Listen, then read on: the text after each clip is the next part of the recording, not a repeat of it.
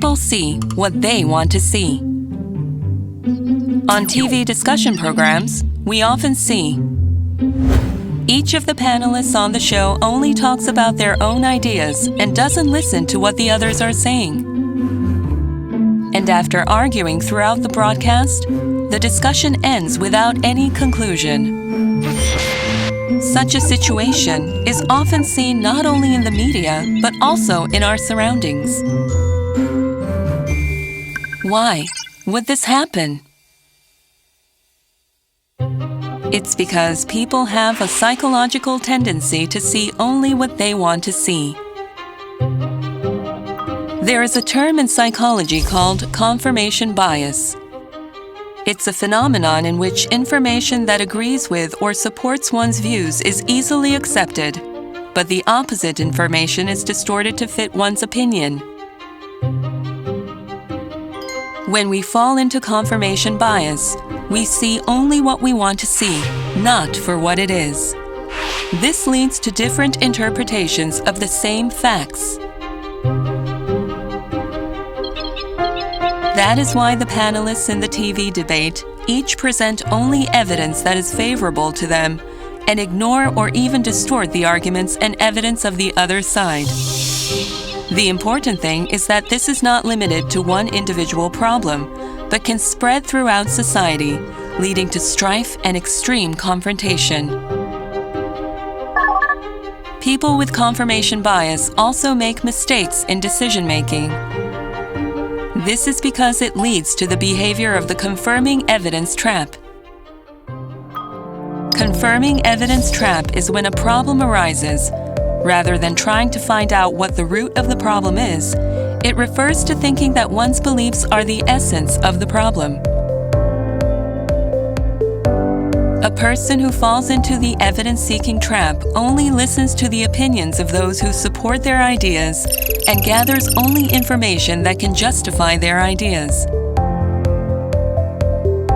And no matter how objective the data is, if it is different from your own opinion, it is devalued as useless data. And in the end, you make the wrong decision. Why is this happening? The reason is that there are two psychological tendencies at work in humans. The first is the tendency to subconsciously decide what one wants and then find a reason for it. For example, there are some people who make up their own reasons to buy products that they don't need from TV home shopping, thinking that it would be advantageous to buy them now. The second is the tendency to be more actively attracted to what we like than what we dislike. It's like a child who eats only what he likes, even though he clearly knows that eating diversely is healthy. You might think that this is a natural behavior for a person. However, when this inclination isn't towards matters of personal taste, such as food or fashion, but possibly larger issues that requires extensive discussions, it is going to cause huge problems. Such a tendency can develop into an extreme form of decision-making, and over time, it disregards reason, causing one to no longer think logically. At that time, even if the other party provides solid evidence for the claim, one will not listen. Rather, they dispute what the opponent didn't even say.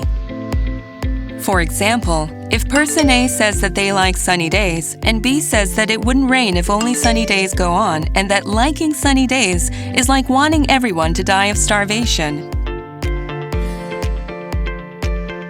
Even though A never meant that it shouldn't rain or that we'd all starve to death. This behavior is called straw man fallacy. It makes a topic that doesn't even exist and inflates it to develop a counter-argument. Fake news, which is a common problem in our society nowadays, is a reflection of the straw man fallacy. What's more serious is when the opposing view's rationale is actually so clear and logical, but yet made to appear as a straw man, it deflates the entire argument. In this case, the person attacks the opponent based on their appearance, academic background, occupation, personality, family relationship, etc. In such a situation, the discussion loses its original meaning, and the audience, society, is split in two due to strife and uncompromising arguments. It is at this time where leadership is the most important.